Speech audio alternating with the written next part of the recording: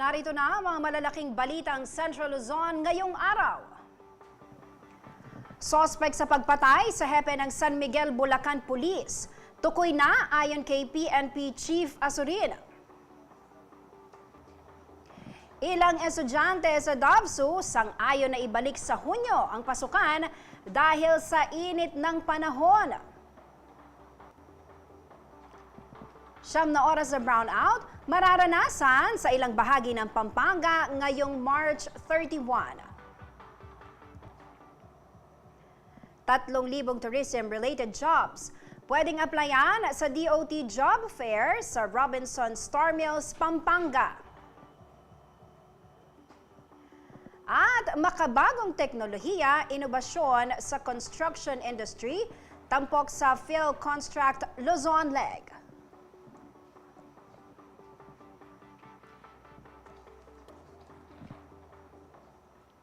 Magandang gabi karehiyon. Ako po si Jennifer Salenga, taga rito. Kasama nyo para sa CLTV 36 News.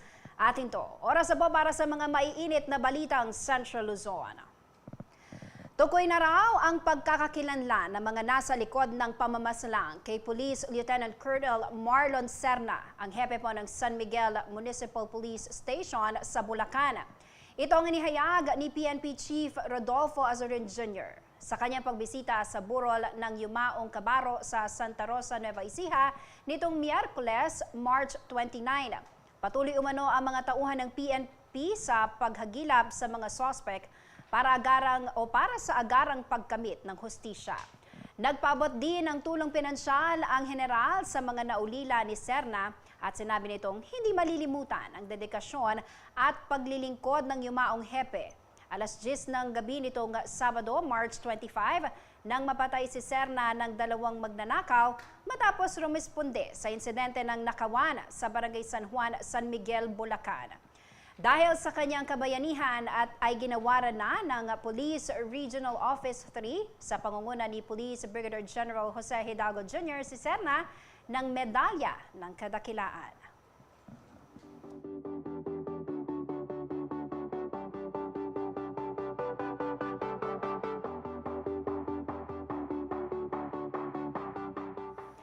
Maliban sa mga kababayan natin nagtatrabaho sa kalsada, gaya po ng mga driver, pulis at mga nagtitinda, ramdam din ng mga guro at estudyante ang matinding init ng panahon sa loob naman ng mga silid-aralan.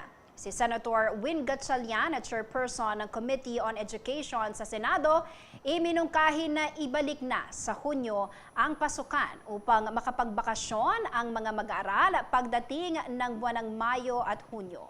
Ang ilang mag-aaral sa Don Honorio Ventura State University sa Pampanga, sang-ayon daw dito. Yan ang balitang tinutukan ni Jenna Lumbang, Parungaw. Paypay dito, paypay doon. Tambay sa open areas, PE classes sa labas. Tutok sa malalaking electric fan at hindi pwedeng walang payong. Bakit nga ba hindi magiging ganito ang senaryo kung alas 10 pa lamang ng umaga ay tirik na ang araw nang makapasok ang CLTV 36 News Team sa loob ng Don Honorio Ventura State University Main Campus sa Bacolor, Pampanga.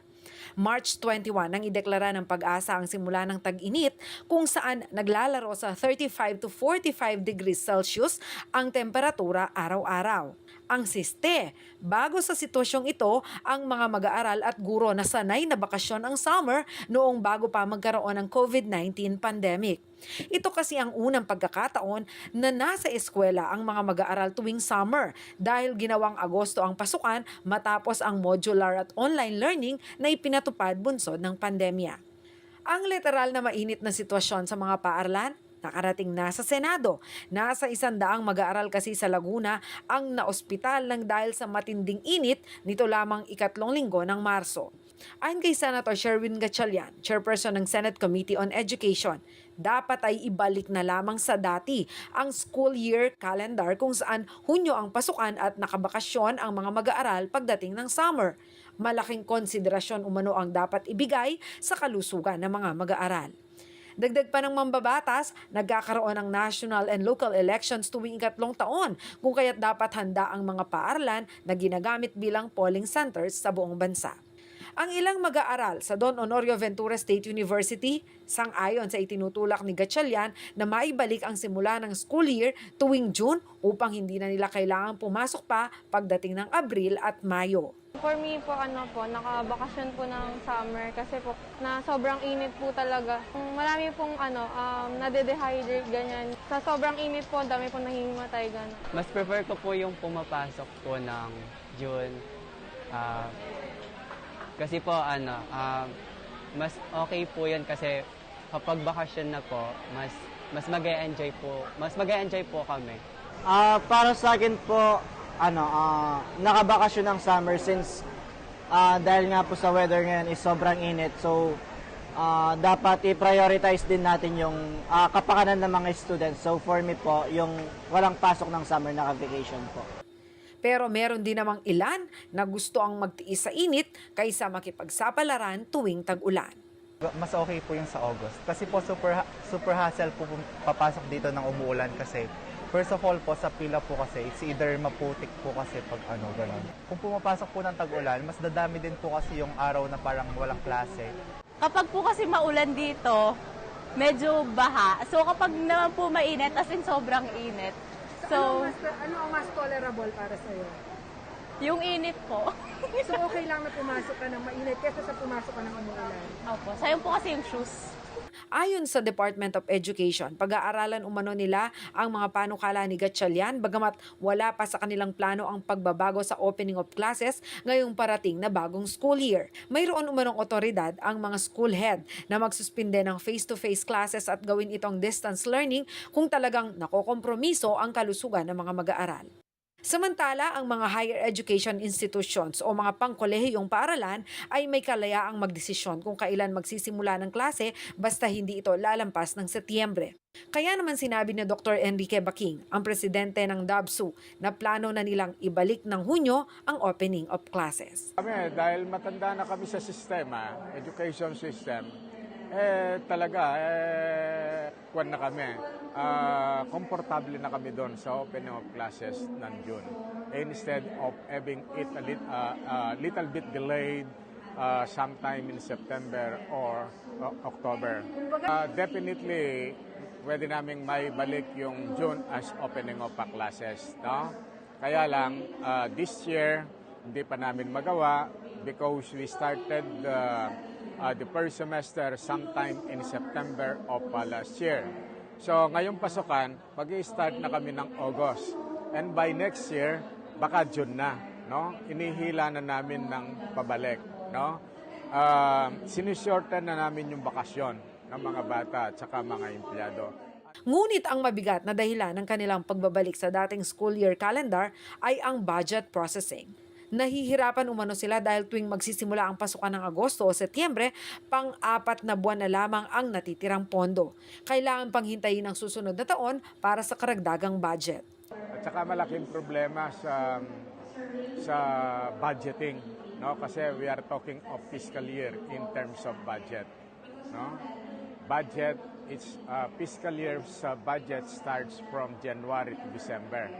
So mag-i-start ka ng September, September, October, November, December na lang ang budget na gagastusin mo para sa fiscal year na yon.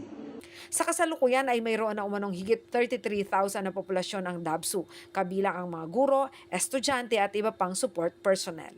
Ako si Jana Lumbang Parungaw, taga rito kasama nyo. Para sa CLTV 36 News, atin to. Pabatid po sa ilang mga customer ng Pampanga Electric Cooperative o PELCO 1. Magkakaroon po ng 9 na oras na brownout sa ilang bahagi po ng Pampanga ngayong Biyernes, March 31, simula po alas 8 ng umaga hanggang alas 9 ng gabi. Bunsod po ito ng scheduled power service interruption ng National Grid Corporation of the Philippines o NGCP sa Mexico Clark 69 kV line. Kabilang po sa mga lugar na mawawala ng kuryente ang Turu, NHA at ilang bahagi ng Telapayong sa bayan ng Arayat, Bloomfield Subdivision sa Mabalacat City, Sapang Maysak, Pandakaki at NHA sa Bayan ng Mexico at lahat po ng barangay sa Magalang na sineserbisyohan ng Pelco 1 maliban sa Chuangching Steel Incorporated. Inaabisuhan po ang lahat na maghanda ng panangga o pangontra sa mainit na panahon dahil inaasahan na 9 na oras ang itatagal ng power interruption.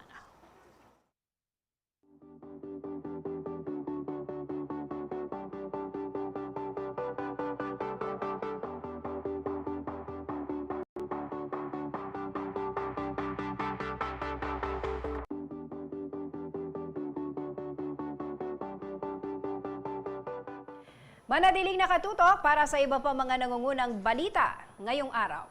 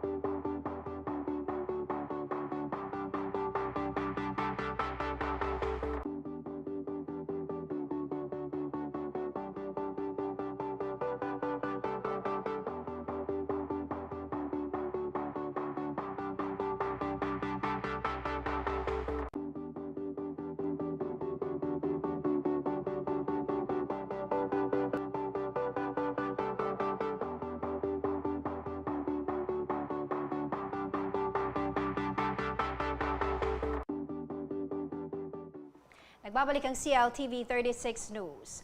Muling inihain ni Senator Win Gatchalian ang isang panukalang batas na lilikha ng National Education Council o NEDCO. Ito raw ay upang paigtingin ang ugnayan ng mga pulisiya sa pagitan ng Department of Education o DepEd, Commission on Higher Education o CHED at Technical Education and Skills Development Authority o TESDA. Layunin din umano ng NEDCO na magkaroon ng National Education Agenda kung saan isasaad ang strategic vision ng bansa para sa edukasyon. Gaya na lamang ng medium and long-term goals, estratehiya para sa maayos na pagpapatupad ng mga programa at mga rekomendasyon sa usapin ng pondo. Kabilang sa mga tungkulin at kapangyarihan ng NEDCO ang pagpapatupad ng mga hakbang upang magkaroon ng mataas na marka ang bansa sa ilang assessment gaya ng National Achievement Test, Program for International Student Assessment, Education Index, Education for All Development Index. Git po ng Senador, mahalaga raw ito upang may angat ang kalidad na edukasyon sa ating bansa. Gayon din sa pag-unlad ng sektor ng edukasyon. Sa ilalim ng panukala, ang Pangulo ang itatalaga bilang chairperson ng NEDCO, co-chairpersons naman ng DepEd Secretary, CHED Chairperson at TESDA Director General. Habang ang iba pang miyembro ay buuin ng Senate President, Speaker of the House of Representatives at ilang mga miyembro ng gabinete. Nakasaad din sa panukalang batas na magkakaroon ng 5-year horizon ang National Education Agenda na kailangang repasuhin ng NEDCO kada taon.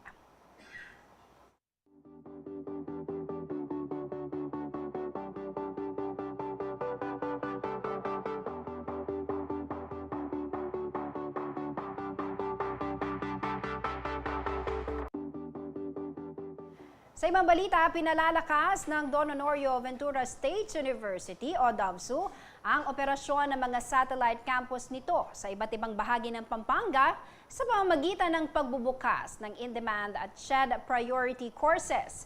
Makatutulong umano ito upang mapaluwag ang DOVSU main campus sa Bacolor na ngayon ay nasa halos 33,000 na ang bilang ng mga mag-aaral.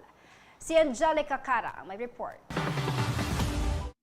Isa sa pinakamalaking paaralan sa Pampanga ang Don Honorio Ventura State University o DOVSU.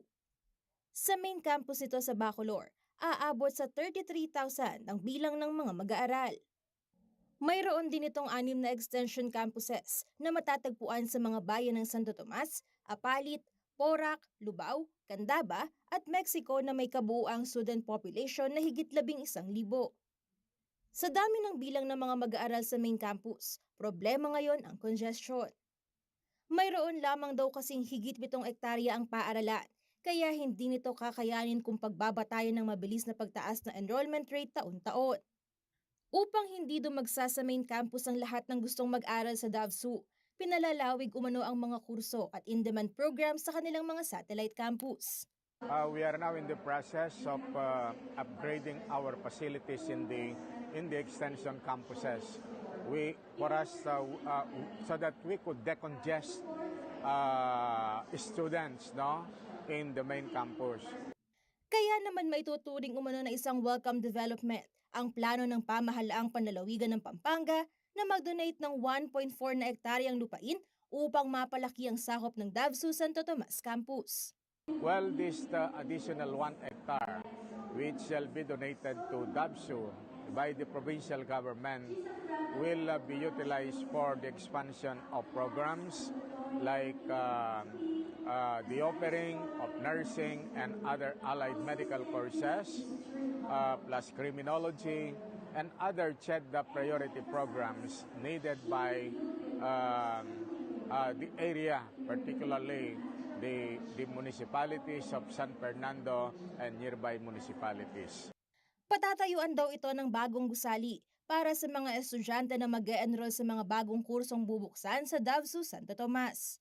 Actually, Congresswoman Ana Yorca Bondoc is together with the local government officials and of course Governor Dennis Pineda are now working hard to help us, for the construction of additional buildings for our proposed programs which shall be offered the soonest time possible as soon as the buildings and other infrastructure projects will be put up. Sa pinakahuling listahan na inilabas ng Commission on Higher Education o CHED, ang kanilang mga priority programs o kurso ay nakatuon sa Science and Mathematics, Information Technology, Engineering and Technology, Architecture and related programs, Business and Management, Health Professions, Maritime, Social Science, Education, at multi- and interdisciplinary courses. Samantala, sinabi ni Dr. Baking na nagsisimula na umano ang land development sa gagawing Davao San Fernando campus na matatagpuan sa Barangay Malino, City of San Fernando, Pampanga. Dito nakatakdang buksan ang mga priority programs gaya ng allied medical courses. Ako si Angelica Cara, taga rito, kasama nyo para sa CLTV 36 News, atin to. Gumagawa na raw ng hakbang ang Commission on Higher Education o CHED upang agad na matugunan ang kakulangan sa mga nurse. Ito'y dahil na rin sa migration o pangingibang bansa ng karamihan sa mga nurse at ng iba pang healthcare workers. Kabilang sa mga hakbang ng CHED ang retooling board, non-passers, adopting nursing curriculum with exit credentials, redirecting non-practicing nurses, and conducting exchange programs with other countries. Sa ilalim po ng nursing curriculum na may exit credentials, ang mga mag-aaral ay maaari umanong magkaroon ng ilang opsyon gaya ng exit sa pagtatapos ng level 1 or 2, kumuha ng Certificate of Diploma sa nursing o piliin na ipagpatuloy at tapusin ang 4 na taong nursing program upang maging isang registered nurse. Tinatarget na rin umano ng CHED ang pagkakaroon ng flexible short-term master's program upang masolusyonan ang kakulangan ng mga instructor sa nursing at medical schools. Para naman sa Department of Health o DOH, kasalukuyan umano nilang sinusuri ang panukalang batas na Magna Carta for Public Health Care Workers and Philippine Nursing Act habang nagsasagawa ng mga pag-aaral sa standardization ng sahod ng mga nurse, doktor, at iba pang healthcare workers. Tututukan din umano ng kagawaran ng mga bagong teknolohiya na magagamit sa liblib na lugar. Samantala, matatandaan nitong buwan ng Marso ay binanggit ng DOH na nangangailangan ng bansa ng nasa 350,000 na mga nurse.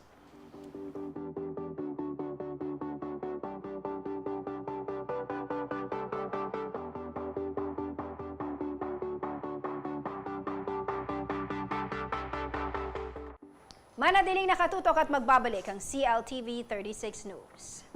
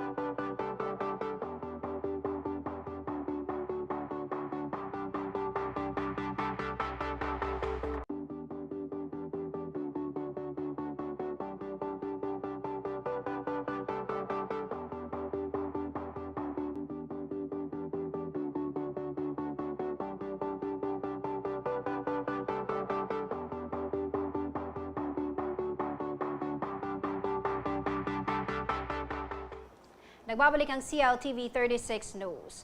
At sa iba pa mga nangungunang balita, nagpaalala sa mga lokal na pamahalaan ang Bureau of Internal Revenue Region No. 4 na mag-update ng kanilang real property tax. Kailangan umanong magsagawa ng appraisal kada 3 taon, lalo na sa mga lugar kung saan mabilis ang land development. Magbabalita si Paulo G. Santos.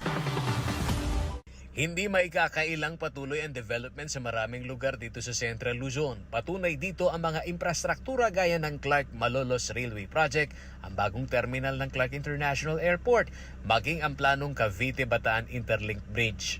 Kaya naman maraming bahagi ng rehiyon ang maituturing bilang mga well-developed areas.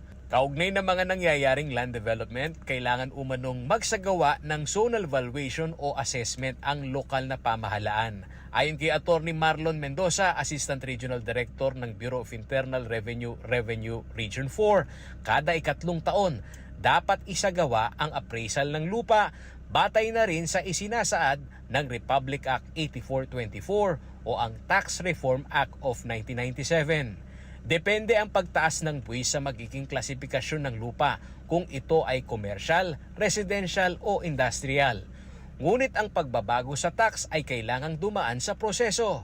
Kasi nire-review yan there's this committee to review that. Ito yung valuation committee. So we're just waiting for the report. Sa siyudad ng Angeles, 10 sa 33 barangay nito ay nakapagsagawa na ng zonal valuation nitong 2022. Ayon sa Metro Angeles Chamber of Commerce and Industry Incorporated o MAXI. Tama naman si ARD. Last September may in-increase nga kaming mga location but not everything. Parang meron lang kami in-implement na maliit na mga location. And because of that, technically speaking, the next namin na increase would be 3 years from now. Sa initial assessment ng MAXI, 5 beses umano ang itinaas ng mga real property tax ng well-developed area sa Angeles City. Sa last na nakita ko, times 5 po yung iba. Ang iba naman ay mga nasa times 3. Yung iba naman retain. At majority ng aming mga nakitang tinaas ay nandyan lang sa mga area na na-develop ng ating mga investors coming from other countries. So medyo yun lang naman.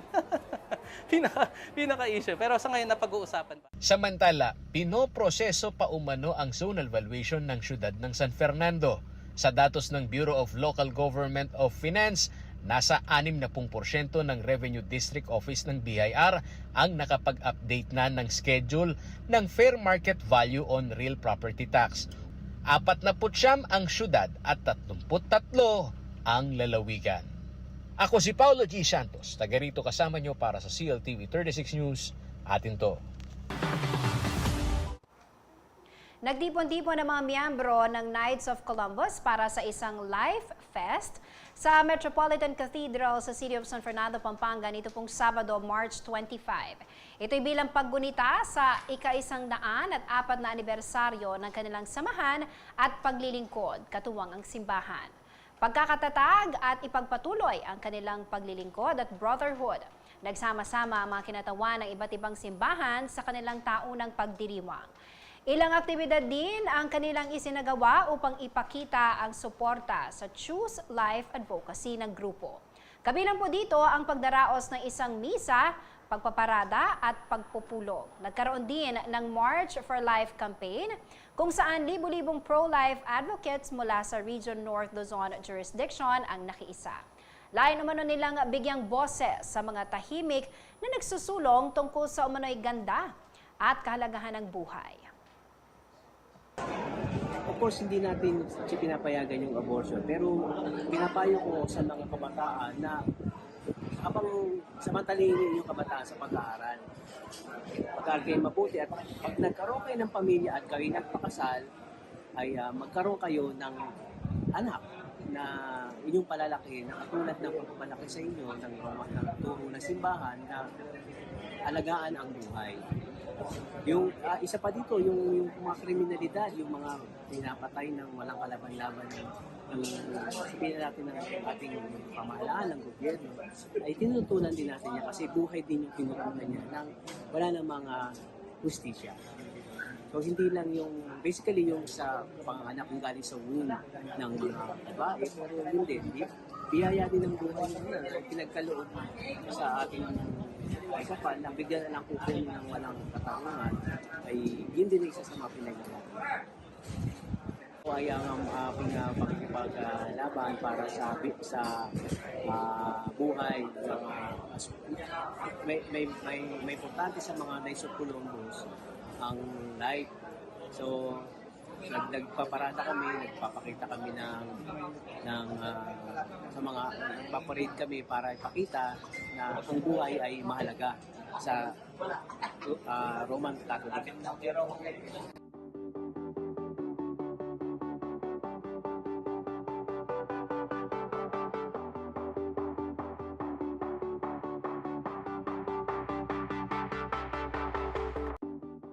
Ayon po sa Section 2 ng Republic Act No. 3815, Series of 1930 o ang Revised Penal Code, ipinagbabawal pa rin sa bansang Pilipinas ang anumang pagpapalaglag o aborsyon sa kababaihan. Kaya panawagan po ng Knights of Columbus Council na palagahan ang karapatan ng bawat isa sa buhay mula sa conception hanggang sa natural na kamatayan.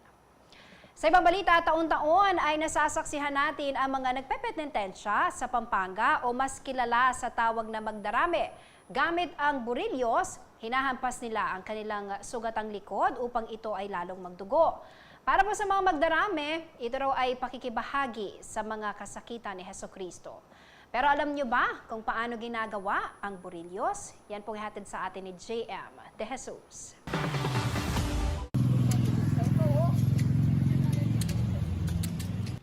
Mahaba ang kasaysayan ng pagpepenitensya sa Pilipinas. Batay sa artikulong Holy Week Traditions in the Philippines Imitating Christ ni Alex Castro na naipublish sa Esquire Magazine noong April 15, 2019, unang nadokumento ang flagellation ng pagdarame sa Kapampangan noong 17th century. Ginagawa ang pamagdarame sa pamamagitan ng pagsusugat sa likod o pamanabat at paghahampas gamit ang burilyos. Sa San Pedro Cotud, siyudad ng San Fernando, Pampanga, nakilalang lugar kung saan maraming nagpepenitensya, nakilala ng CLTV 36 News ang isang 22 anyos sa gumagawa ng burilyos. Siya ay si Sam Sonza. 10 years old pa lang po ako. Nagsimula gumawa na po ng burilyos. Nakita ko po sa mga magulang ko na gumagawa po sila. Gumaya na rin po ako. Para makatulong po ako sa kanila. Ito po talaga hanap buhay nila po. Simula po bata pa ako, tumanda po. Kwento ni Sam, minana pa umuno ng kanyang magulang ang paggawa ng burilyos mula sa kanyang mga lolo. At ngayong muli pinahihintulutan na ng pamahalaan ng pagdaraos ng mga tradisyon tulad ng pamagdarame, tulong-tulong silang 5 magkakapatid sa paggawa ng burilyos.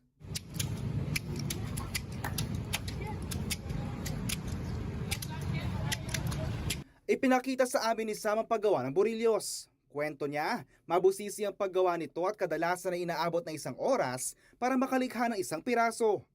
Ginagamitan nito na pinaglumaang tela o di kaya namang bagong bili, plastic na tali at kawayan na kanila namang kinukuha sa mga gumagawa ng kubo sa kabilang barangay ng Del Pilar.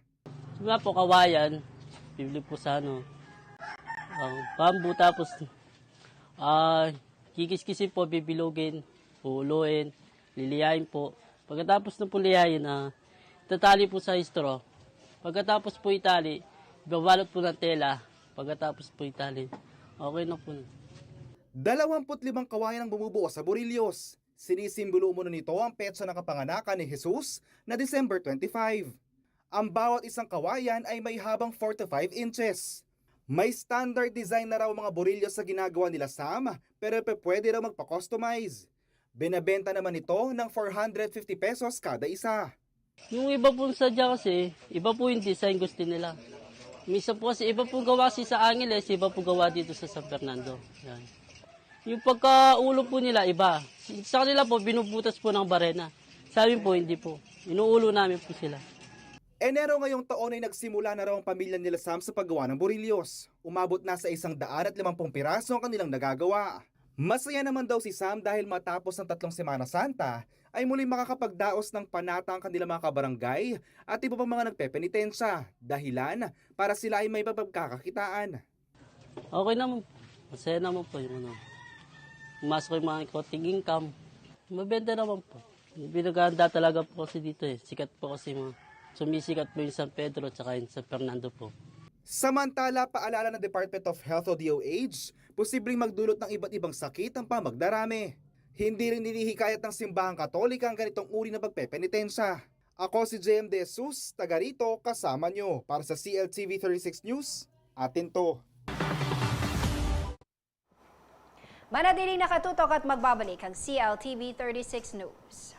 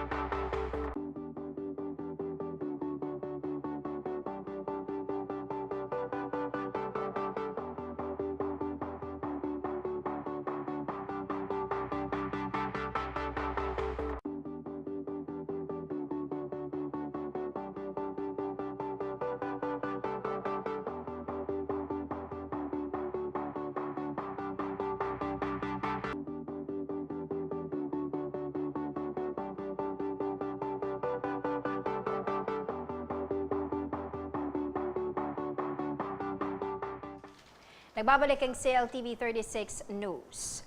Ongoing ngayon sa SMX Convention Center sa Clark, Pampanga, ang PhilConstruct Expo. Tampok po dito ang makabagong teknolohiya at inobasyon sa construction industry. Ayon sa mga organizer, napili nilang idaos ang PhilConstruct sa Clark dahil sa dami ng infrastructure development dito. Narito po ang report. Opisyal na nagsimula ang pinakamalaking construction trade show series sa PhilConstruct's SMX Convention Center, Clark, Pampanga nitong Huwebes, March 30. Ito ay ikalawang hybrid event matapos na matagumpay na pagdaraos ito noong nakaraang taon. Tampok sa PhilConstruct Expo ang mga pinakakilalang leader sa construction industry at mga supplier sa buong bansa. Well, the main goal is to reach out to the general market and as well as involve our stakeholders, the contractors who are members, the suppliers as well, who are our supporters, and at the same time, reach out to the market that in every region that we are in, like the architects, the interior designers, the civil engineers, and the contractors, local contractors in the locality. Napili naman umano ng Philippine Constructors Association Incorporated o PCA na idaos sa Clark, Pampanga ang PhilConstruct dahil isa ito sa mga lugar sa bansa na maraming infrastructure development. Isa rin ang PhilConstruct sa mga pinakamahalagang kaganapan sa construction industry. Ayon kay Engineer June Elepanio Jr., ang presidente ng PCA, aabot na sa mahigit 1,500 ang bilang ng mga miyembro ng kanilang samahan. Galing umuno sa PCA ang 80% ng mga nagsasagawa ng proyektong pang-infrastruktura ng national government. Well, PhilConstruct started in, if I remember it correctly, in the late 90s, no? So over the years, we have developed PhilConstruct.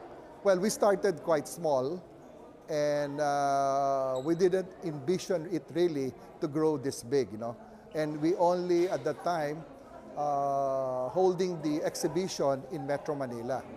But then as the years went through, the other chapters and other contractors wanted a similar show in their area. That's why we created PhilConstruct Luzon, PhilConstruct Visayas, and PhilConstruct Mindanao. Samantala, bukod sa mga exhibit ay magkakaroon din ng pagkakataon ng mga dadalo sa PhilConstruct na makisali at magpalitan ng mga ideya sa Technoforum na naturang expo. For this year, you can expect not just technical topics, you can also expect business concepts, management concepts, leadership concepts, design, and other topics that all of the contractors, all of the stakeholders in the industry can hope to use in their respective companies, in their respective sectors. Malaki naman umuno ang tulong ng PhilConstruct sa mga exhibitors dahil mailalapit nila ang kanilang mga produkto at serbisyo sa mga nangangailangan nito. Yes, it's a very great place for it, for ideas to mash up together, people discussing what they need, how they can work together in cooperation with each other. Tatagal naman ang PhilConstruct Expo Luzon hanggang Sabado, April 1. I would like to take this opportunity to invite everyone who are our stakeholders, even students, academe, local contractors, hardware owners as well, and even homeowners who are interested to see new products and new technology to come over and witness our PhilConstruct Luzon. Starting today, March 30 up to April 1 here at SMX. Ako si JM De Jesus, taga rito, kasama nyo para sa CLTV 36 News, atin to. Aabot sa 3,000 trabaho ang inilalapit ng 44 na employers sa mga naghahanap ng trabaho sa unang araw ng job fair na inorganisa po ng Department of Tourism o DOT, katuwang ang Department of Labor and Employment o DOLE, Huwebes, March 30. Masayang sinalubong ng mga tauhan ng iba't ibang kumpanya, kabilang daang Laos Group of Companies, ang mga aplikante sa Robinson Star Mills, Pampanga. Layo na nasabing kaganapan na tulungan ang mga aplikante na magkaroon ng smooth transaction. Tatagal po ang job fair hanggang Biyernes, March 31. There are 44 companies, but I think according to figures, if I allow me to read this one, there are about 3,120 job vacancies which are awaiting our job seekers for this for the two-day job fair. Meron tayong mga on the spots. In fact, the ones the Trabaho Turismo Ascenso program that were actually ahead of us had a good number. So we're looking forward for a good number as well. And we sought the the help from other government agencies like the Commission on Higher Education, PESO, to help us announce the good news that we are here to help those who are in need of employment.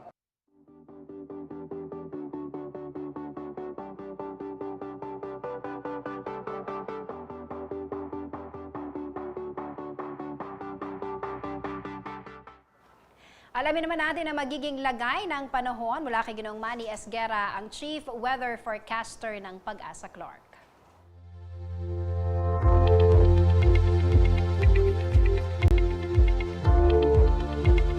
Narito po ang magiging taya ng panahon sa susunod na 24 oras. Easterlies pa rin po nakakaapekto at ito po ay posible po makaranas tayo ng mga maalinsangang panahon. At sa ngayon nga po ay naapektuhan ng easterlies ang mga silangang bahagi ng Visayas at Mindanao. Kasama na rin po ang Metro Manila at nalalagabing bahagi pa ng bansa ay magiging bahagya hanggang sa kuminsan ay magiging maulap din po ang papawirin. Meron lamang po inaasahan ng mga pulo-pulong mga pag-ulan, pagkulog at pagkidlat. Ito po ay dulot ng mainit na easterlies at ng localized thunderstorm. So pinag-iingat pa rin po natin ating mga kababayan dahil sa posible pong pag-init nga ng panahon at para po makaiwas tayo sa anumang sakit o heat stroke. Kailangan po nating magbaon ng tubig na maiinom at magsuot po ng komportableng kasuotan. Magbaon din po siyempre ng gamit panangga sa araw. Pinag-iingat po ang lahat. Salamat po.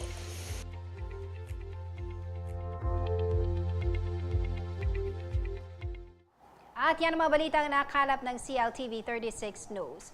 Para po sa karagdagang detalye, maaari niyong i-follow ang aming social media pages, Facebook at CLTV36 Official and at CLTV36 News, Twitter at CLTV36, Instagram at CLTV36 Official. At sa ating pong TikTok at CLTV36 Official. Kung nais niyong balikan naman programa ng CLTV, pwede niyo pong bisitahin ang aming YouTube channel at CLTV36 Official at ang aming website www.cltv36.tv. Mapapanood din naman programa ng CLTV nationwide via Signal Channel 115 at sa ating pong 39 cable partners. Kasama ang buong pwersa ng CLTV 36 News and Current Affairs, ako po si Jennifer Salenga, taga rito kasama nyo para sa CLTV 36 News. Atin to. Maraming salamat po.